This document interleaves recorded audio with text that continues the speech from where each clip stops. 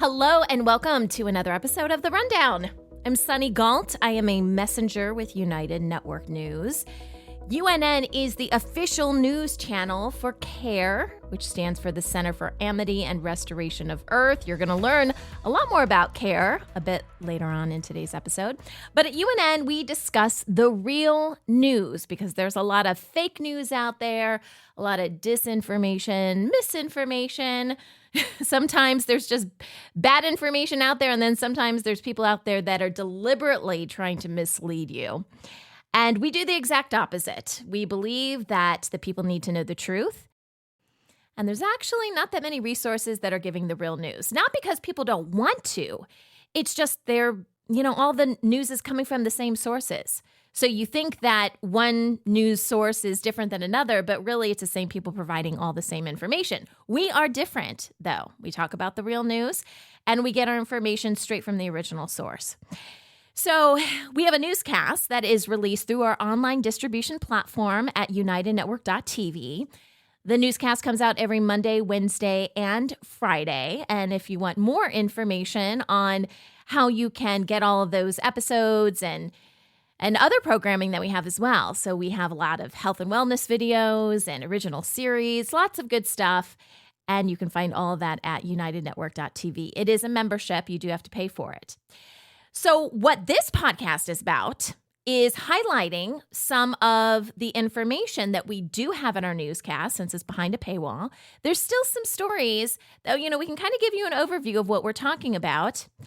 And we do that locally through our field messenger reports. And those are citizen journalists just like you who are literally picking up their phone and recording real news about what's happening in their community. And what we're finding is something we've known for a long time. And that is usually it greatly differs from whatever the mainstream narrative is. So we believe this is the best way to get out the real news of what's happening locally. And that's up to you guys, right? It's you guys picking up the camera and recording.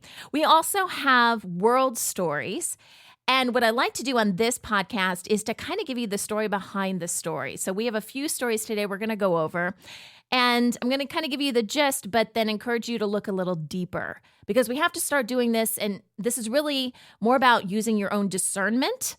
But some of this is just natural, common sense. Let's break down what's actually being said in this article and what repeat behaviors or information can we take away from this so we can recognize this the next time another headline like this comes out. So that's our world stories. And then we have our world situation report. Now, I actually didn't do a podcast episode for Wednesday's newscast this week because Kim was really busy. And Kim does our world situation report. She's from the Office of the Guardian.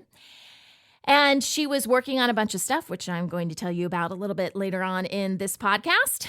But she wasn't on the news. So if we don't have a world situation report, I don't do this podcast because I know a lot of you want to listen to the good stuff and the sound bites that we play at the end for that report. But that is information I promise you will not hear anywhere else because no one has access to the information. We have the highest security clearance on the planet. So when I say we go straight to the source, it's not us finding out, what happened in that meeting? It's us having ears in the meeting, knowing exactly what's going on. And then we relay that information to you. Now, I have to say, if you guys are used to mainstream media and you just happen to come across this podcast and wondering what in the world is all this about, the information that we present may be surprising to you. I guarantee there's stuff we're going to talk about today. You're going to be like, what am I listening to? But I encourage you to stick with us because, again, we are all about giving you the truth. We have no interest. We have no personal agenda with this. We do not have an ego. That's not what this is about. We are about moving forward as humanity, creating a beautiful planet, and leaving the old matrix behind. And that's what we hope to do in giving you this information. We all need to move forward together. So when you hear things, my encouragement to you is to do your own research. And don't just believe people because they happen to have a microphone in front of them or, they were elected or, fill in the blank. Because most of those people are just puppets. They're being paid to say something. They're actors. Okay, we say that a lot in politics. We say politics is Hollywood for ugly people. I know that sounds really harsh, but it's true. These people are paid to say certain things. It's just in a different format. So think critically about what we're saying today. Let it process, take it in, and ask questions. That's how we move forward. All right, announcements. The only announcement that I have is something we actually talk about at the end of the World Situation Report, but I'm going to bring it up now because we're not going to go into a lot of information about this. But we are running low on our field messenger reports as well as the field messenger feedback question. So we have a question that we pose to our audience each week. We encourage you guys to send in little videos answering, or responding to whatever the question is.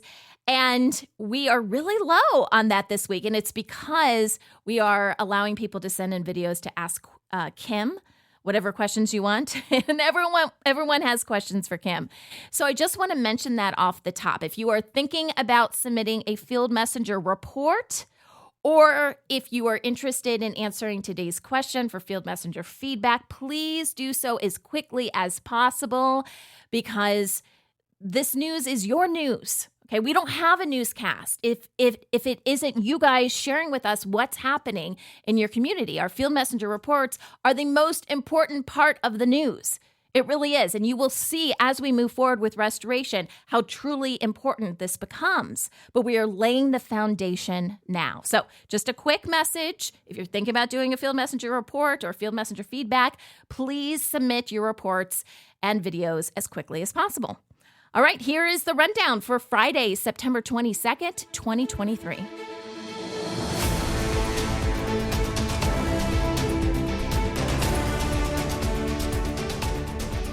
All right, so let's talk about today's field messenger reports. Now, if you want more information on how to become a field messenger, visit unitednetwork.news. We have a section that's called, I think it says, Become a Field Messenger. And you just click on that. It's in the main navigation and it has examples and all that good stuff. We also have a Telegram group that you can join that I'm going to talk about at the end of today's podcast. So we've got 2 field messenger reports to tell you about today, and they're both very interesting. This kind of follows, if you're visiting an area, these are a couple different places to check out. The first story is what we call the Great East Window. And this is from Ocean. That's his name. Isn't that a beautiful name? Ocean, who is in Britain. And this has to do with the stained glass that apparently is the Great East Window. That's what they call it at York Minster, which is in Britain. And this building, it's quite beautiful. It's very elaborate. It's one of those old churches that people, love to visit because of the architecture behind it. It's pretty amazing. It was built in the 7th century. And in this east window, Ocean shows us, he has a bunch of pictures and videos and things like that. There are 300 glazed panels of this stained glass.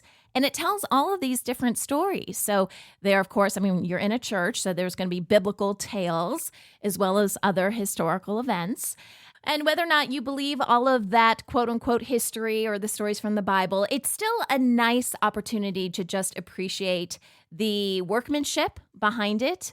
Because I don't know if you've ever watched any documentaries on how they make stained glass. It's very, very interesting. I encourage you guys to check that out. And then, according to Ocean, head on over and see the Great East Window if you are in Britain. All right, our second field messenger report is about an opera night that took place in an amphitheater in Verona, Italy. And Tony was our field messenger for this. She happened to go see an opera that was taking place in the amphitheater. Apparently, they have a lot of different operas that are held there. But it's just the beauty of this structure. I don't know if you've ever been to see the Colosseum in Rome. It kind of gave me the same kind of vibes. Although I'm assuming it's not quite as big, maybe not as much history there.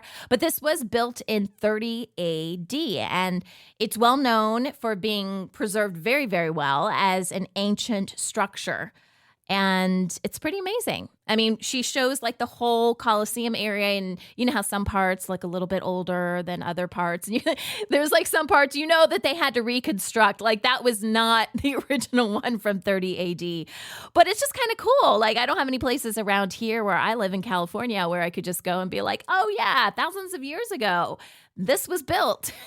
So I really do appreciate seeing all of that. And it's amazing what our field messengers are able to do. They're really able to bring the world to all of us through their eyes, which is just beautiful. So again, if you want more information about becoming a field messenger, then head on over to unitednetwork.news. In our world news, we do a ton of different stories, by the way, as part of our actual newscast. And I'm just picking out a few that I think we could go a little bit deeper with. So technically, I guess there's 4 stories, but one I'm just going to cover really quickly. The first story is about Indonesia and this eco-city deadline that is looming. Okay, so I did a little bit of research on eco-cities. Most of us have heard of smart cities. And all of these are amazing words to describe something that may not be the best thing for humanity, but that's exactly what they do, right? They try to paint this beautiful picture. Oh, it's environmentally safe and secure, and, you're not going to have all this pollution and, all this amazing technology right at your fingertips. But really, these are all the same types of words to describe cities where the government can control you. That's what this is about. And, for some of you listening, that may seem a little scary. And quite frankly, we should be a little bit nervous about what they're doing. We have to be mindful of this stuff. I'm not advocating fear, because that's not even a natural emotion for humans, okay? But we have to be knowledgeable. So when you see things like smart cities and eco-cities, it's the same thing. And this particular project is based in a small Indonesian community. And the residents there, the Malay residents, they're concerned about being removed from their ancestral homes, right? Because these people want to come in, do this whole eco-city project with very little regard to the people that are actually living there. And so the people are accusing the government of indifference and even aggression, because apparently they're pretty aggressive with wanting to move forward with this project. They do, meaning the residents, they do believe that they have some local laws that should protect them. But that kind of remains to be seen, because the government says, hey, this eco-city is a really significant project and we can just come in and take your land because, that's going to go real well with the residents. But sometimes the government, they don't think too much. And so you've got this battle kind of going on, and you have protests and things like that. And then this deadline is looming. So we reported on that.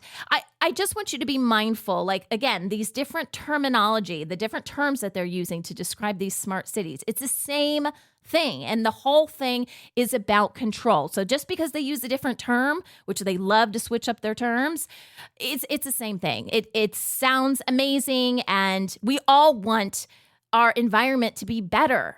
We know that there are problems on the planet with regards to, the ecosystem and everything. But this is not the way to do it, because for them, it's all about control. I mean, that's what the government does. Okay. All right. Next story is about passport-free airports. Doesn't that sound amazing? Because when it comes to like passports, driver's license, all this kind of stuff, it's more control. There are better ways for us to live as a society.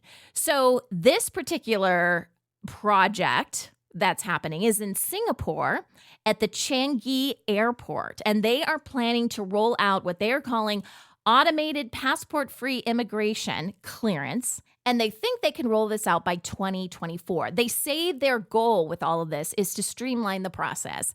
And honestly, if you have ever traveled outside of the country, you know what a pain it is. You got to go through customs and all this kind of stuff. So can the process be streamlined? Absolutely.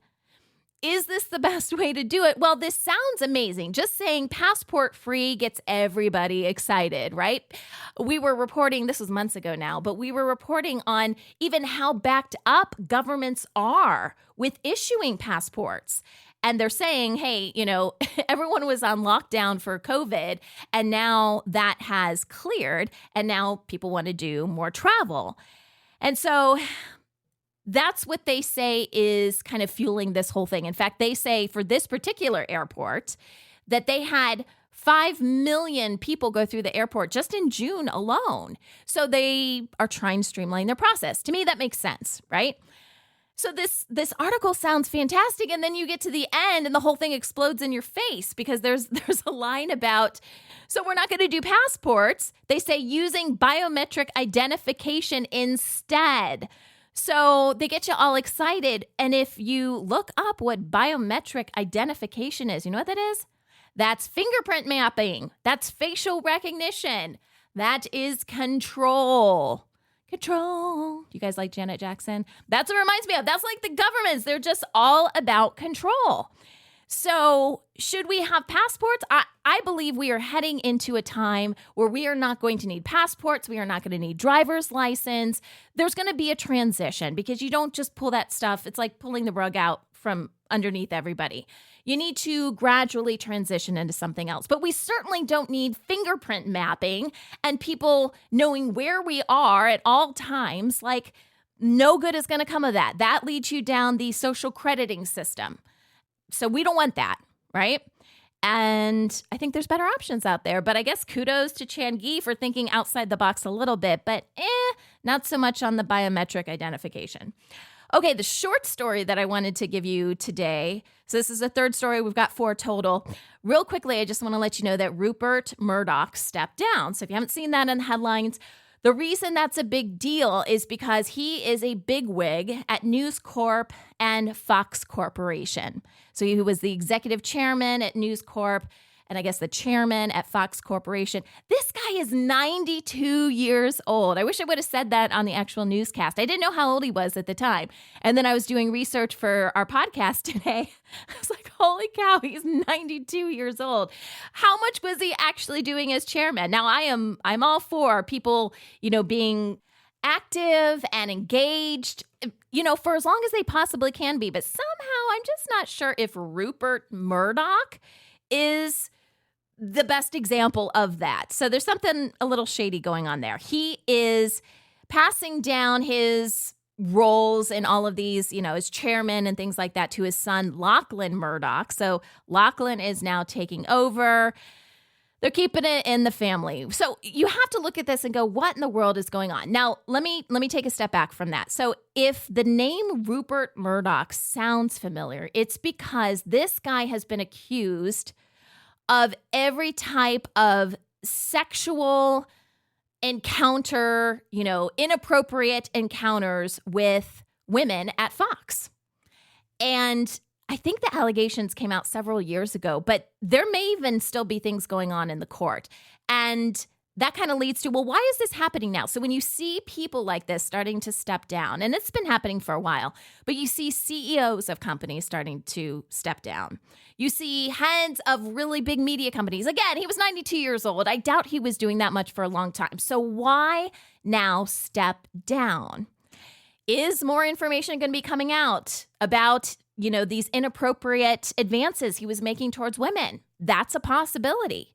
Get it off of, the focus off of the father and now put it on the son, and the son can claim innocence. So this is typically what has been done. We're not sure yet what's really happening here, but it is a big thing that he's stepping down. So I wanted to mention that to you. And then the final story that is really good for looking between the lines and looking towards our future and, how things are changing is a new study that came out for parents. And parents are showing less concern about their children's regular school attendance. And I'm a parent. I've got 4 kids. My youngest 2 who are twins, they are in elementary school. And then I've got 2 boys that are in middle school. And so this is right up my alley. I think a lot about how much time they are spending in school. And it's frustrating because I'm like, oh, gosh, 6+ hours a day. Is that really needed? Because I've got friends that homeschool their kids and they can get a lot done in a very short amount of time. So this is something that's definitely been going on in my head. And according to this study, the parents are saying the cost of living is kind of bringing this to their attention now, escalating mental health issues that were a direct result from the lockdowns and all of the COVID stuff. And honestly, parents are just being more practical. So they're taking their kids on vacation or on holiday while school is in session. Why do you do that? I can tell you right now why you do that, because the lines are half as long if you go in the middle of the week at whatever attraction you're going to, if that's what you're doing, or whatever city you're going to visit. Everything is less busy. Nobody wants to go on spring break. I mean, not since college have I wanted to do anything on spring break. Everything's more expensive. And, as budgets get tighter, which hopefully we're, coming out of that now. But if budgets are tight, you're going to find ways to still spend time with your family and do it in different ways. And I love this quote. Parents say life is too short to stress about this. How true is that? Why are we so fixated on the amount of time that kids are in school? I know at my kids' school, they put a huge amount of emphasis on school attendance. Now, I am not advocating for not going to school, and obviously consistency in whatever you're doing is important. If you want to become good at something, you need to be consistent at it. I'm questioning the amount of time kids are in school, period. Because even for teachers, it is tough to teach a large amount of students at one time. And is this the best format for our kids to learn? I don't think it is. And I think more and more parents are waking up to this. And so when I see stories like this, I find it encouraging. So those are your world news stories for this newscast. And now it's time for the World Situation Report. So this is the part of the newscast that is completely original. You are not going to hear this information anywhere else. And it's amazing because all the information is real. Sometimes I have to pinch myself and go, holy crap, this is really happening. So Kimberly Gogan from the Office of the Guardian, she joins us, and this is her report. And if you haven't heard of the Office of the Guardian before, it is a real position. It's a real office. And several people have held this position in the past. Some of them okay people, some of them beings that, let's just say, didn't really want to help humanity. And now we are in a position where our planet is transitioning towards the light. So we've got a bright and beautiful future ahead of us, and Kimberly is helping us do that.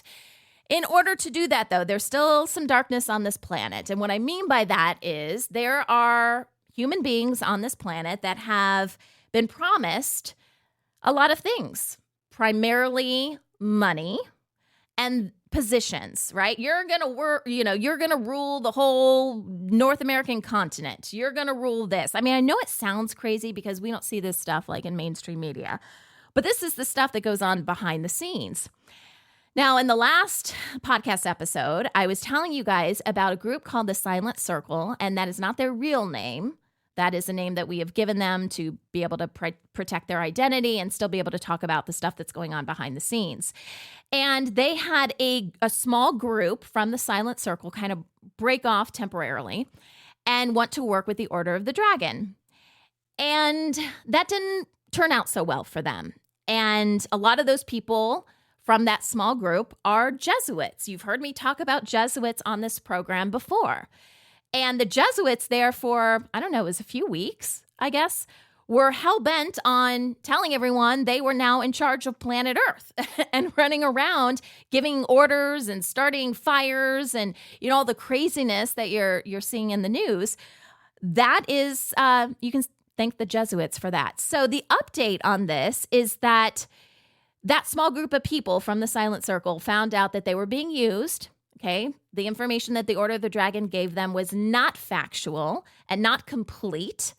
So the Jesuits have kind of stepped down. And now what we've seen is the umbrella military corporation is now it's like one group goes down, another one pops up. It's like whack-a-mole here.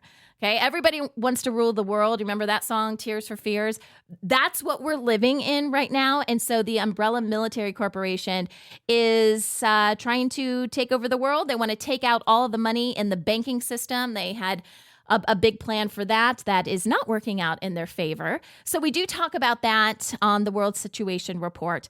The operatives that are running the umbrella military corporation behind all of that, they're also running the Trump show.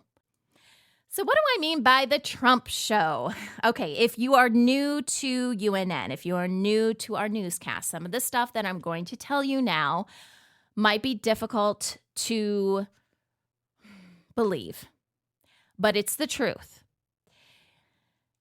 We call it the Trump show because you know how like the white hats say you're watching a movie? Yeah, you kind of are. It's just the movie is not in your favor. So politicians are actors. Donald Trump was no exception. I voted for him twice. I'll just be honest. I don't vote anymore. I'm not part of the system. I have left Babylon. But when I was voting, I voted for Trump twice because I was naive enough at the time to think that, if we get a businessman in there, maybe he'll change things.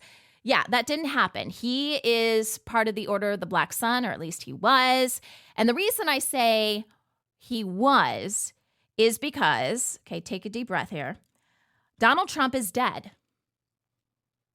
The father. He is dead. He has been dead. This is actually not really news, although I understand people don't know that this has happened. He wasn't killed. Well, he was killed, I guess, by cancer, but he died from cancer. And he died, I believe it was February of 2021. So that's what I mean when I say this is not news. This happened a while ago.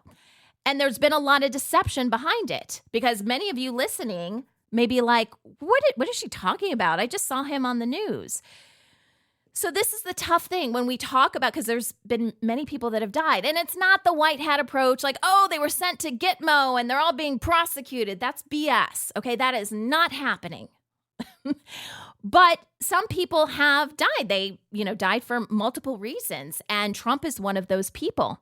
They have had doppelgangers in his role. And honestly, I know the white hats have their own narrative behind this. But if you look at pictures from Trump, it's almost as bad as Biden.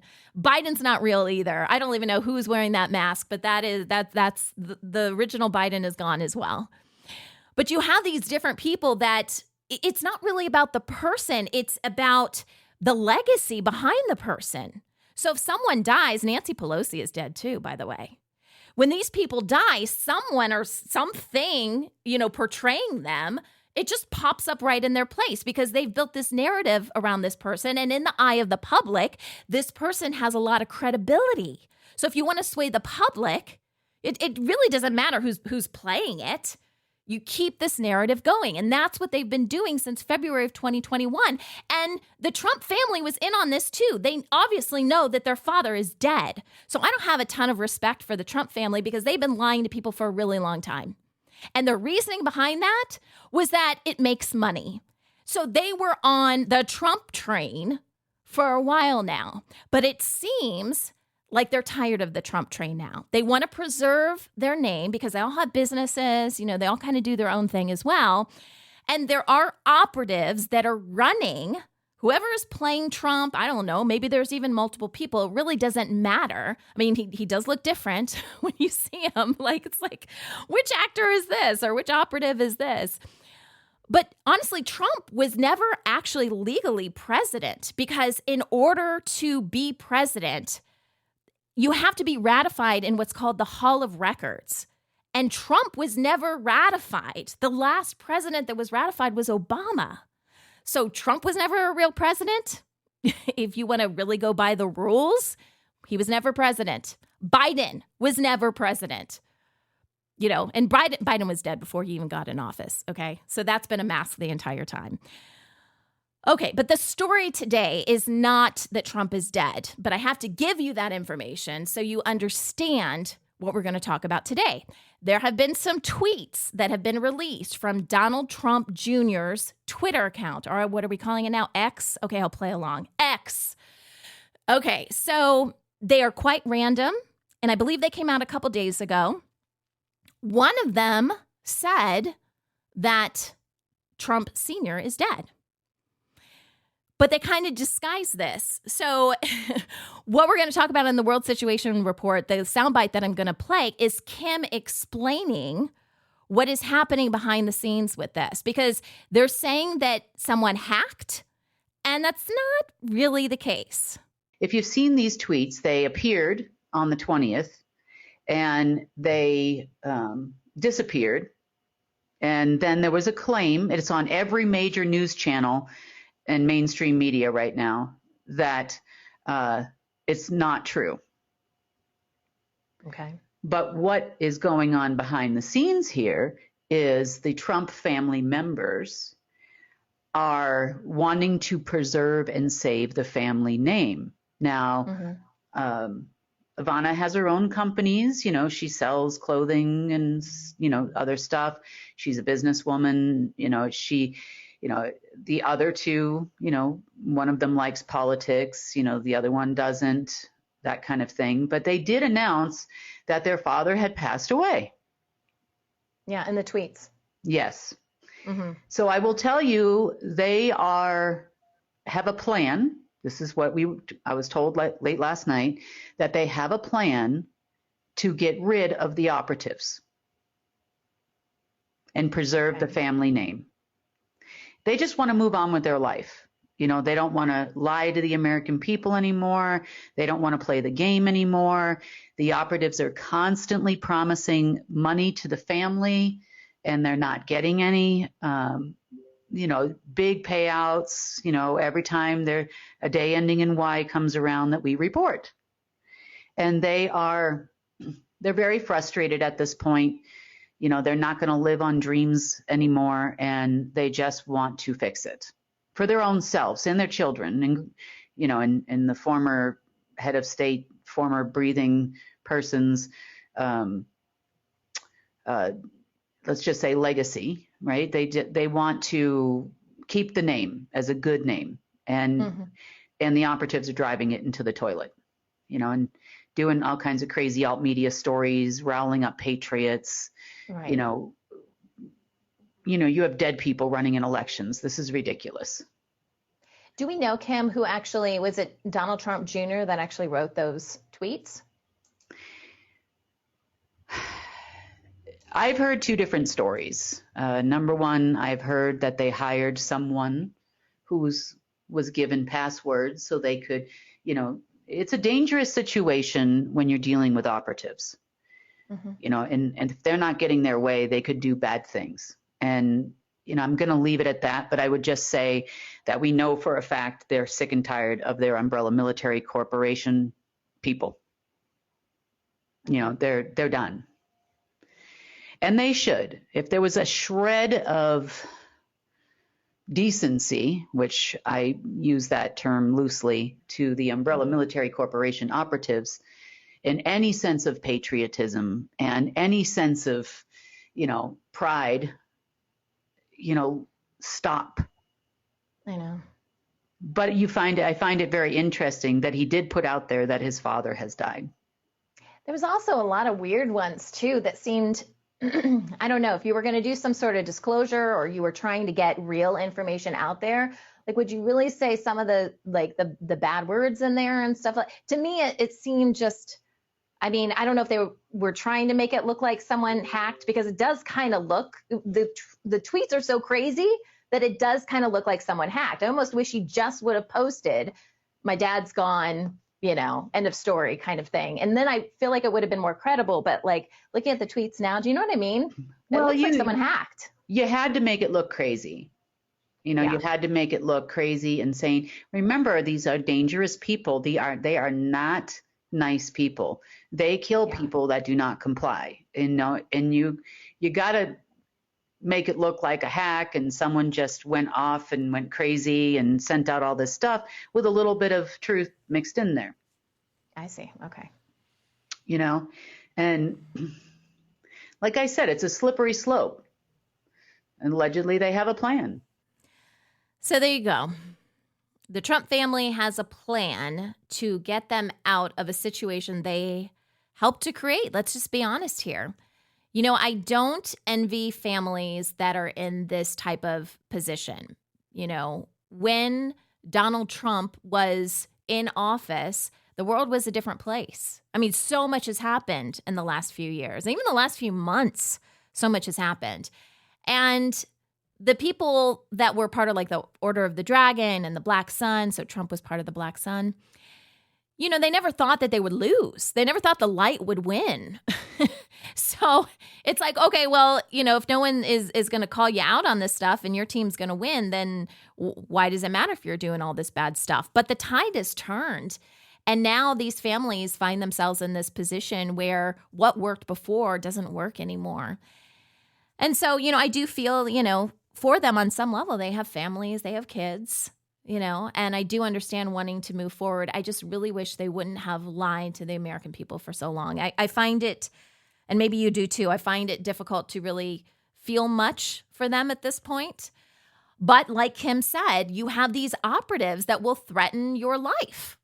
It is a very difficult position to be in. So we don't know what that plan is, but let's hope that it works. If they are wanting to move forward with the restoration of the planet, like the rest of us are doing, and we, are trying to alleviate the people on the planet that don't want to do that. We're trying to minimize their influence and, make it so they aren't hurting people anymore. If they're on that plan, then great.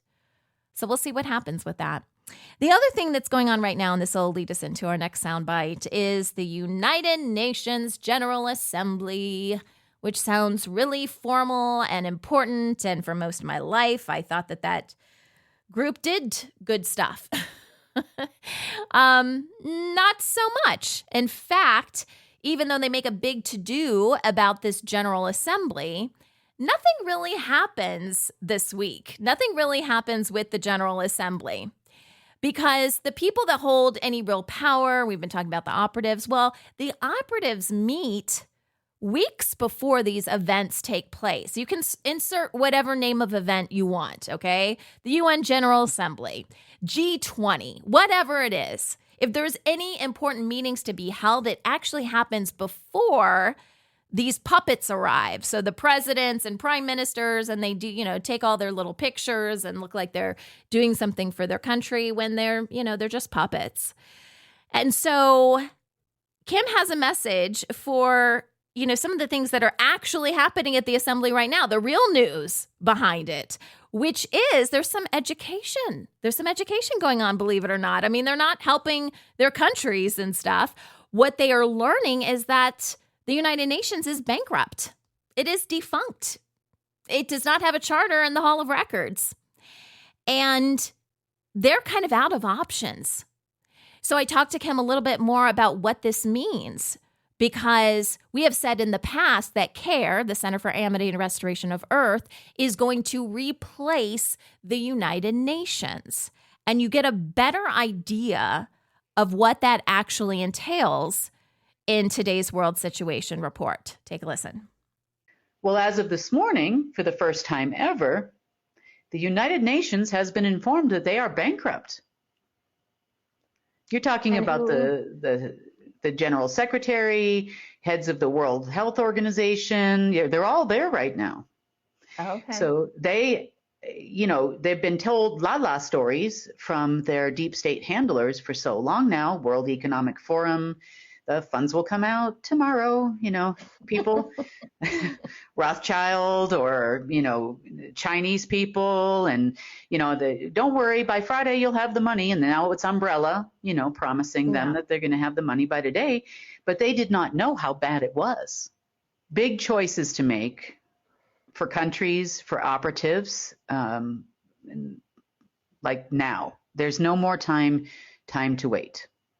So, Kim, can we clarify, because we've said before that we're not working with governments, we're done with governments. So what options do they have to work with us? Is it coming and helping separate things that we're going to be creating, that CARE is going to be creating?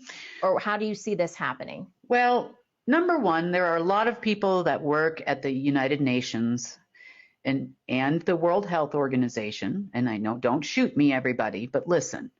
So there are doctors, there are laboratories, there are, people that don't know anything about what we're talking about right now. Right.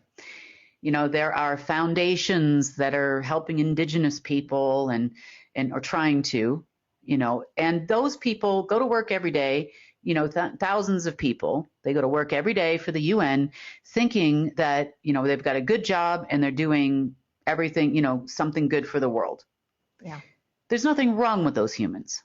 Right.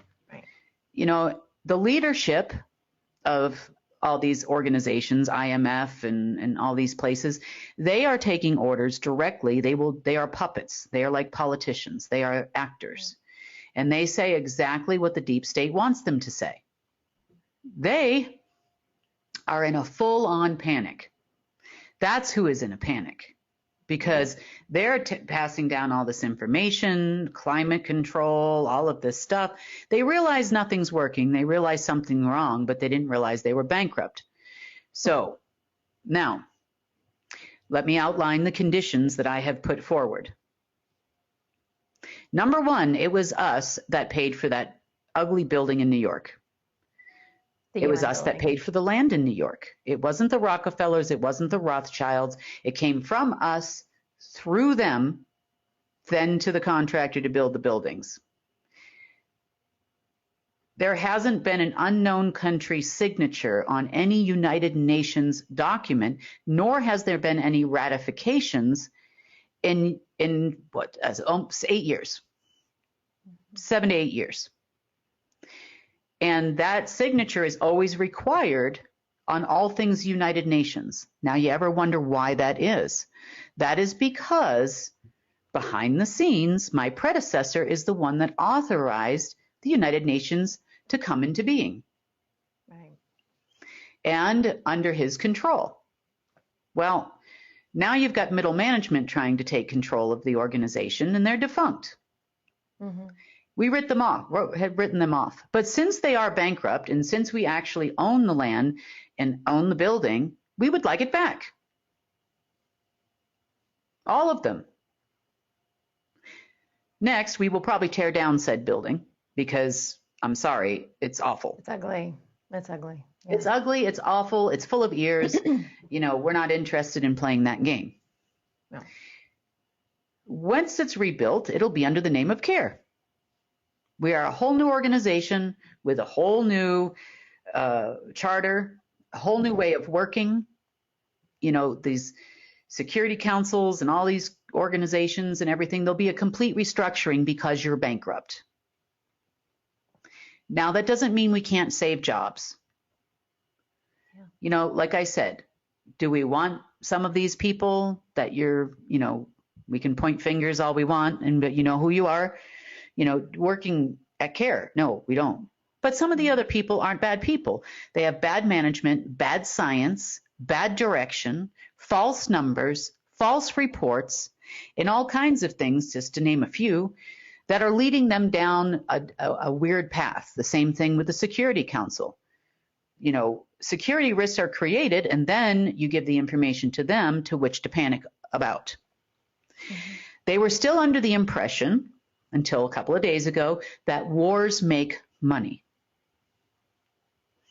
That only works when you have access to new money to fund new production lines.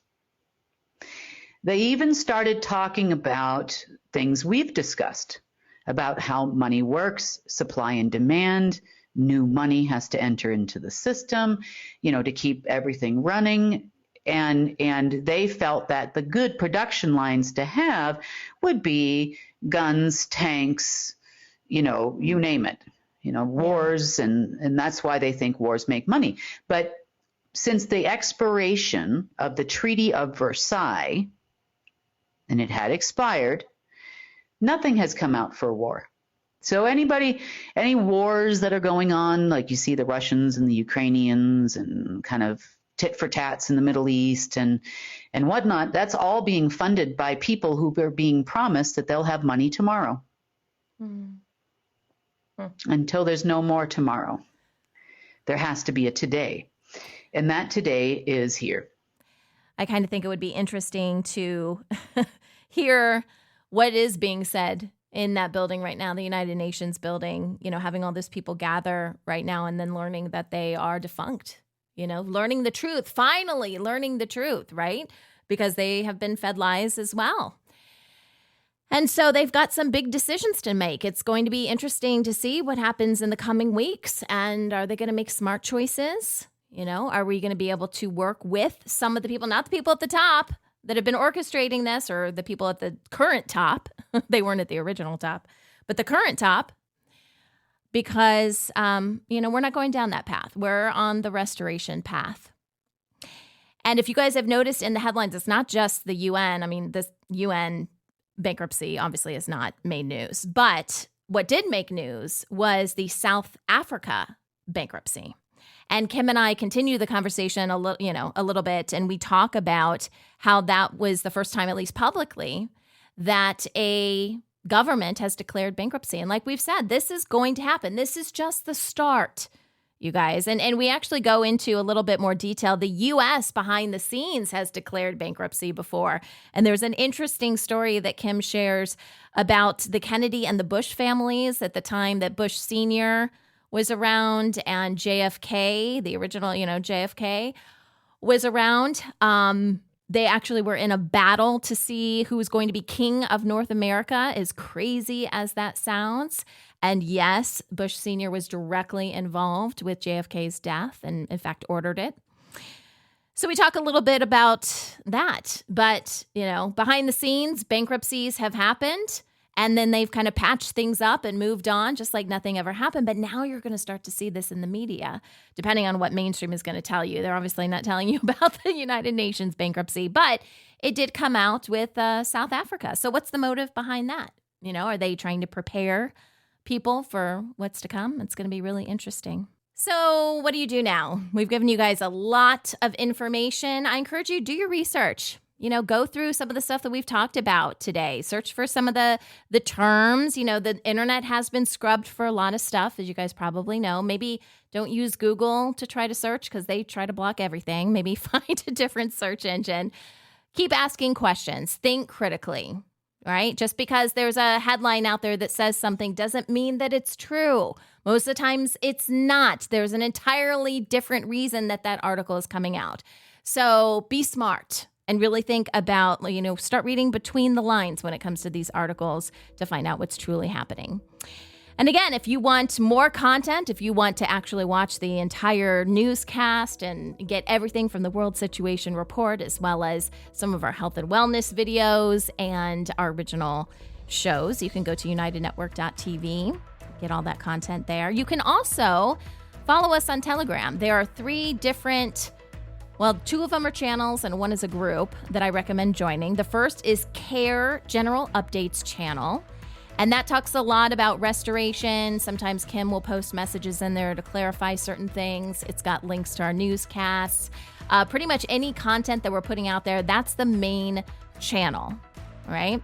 Not a ton of discussion happens on that channel, although you can discuss things under each post. But that's a great one to check out. Also, United Network News Channel. Again, not for discussion purposes, but if you want the links to our newscasts, as well as the Field Messenger reports, which, by the way, the Field Messenger reports are available for free.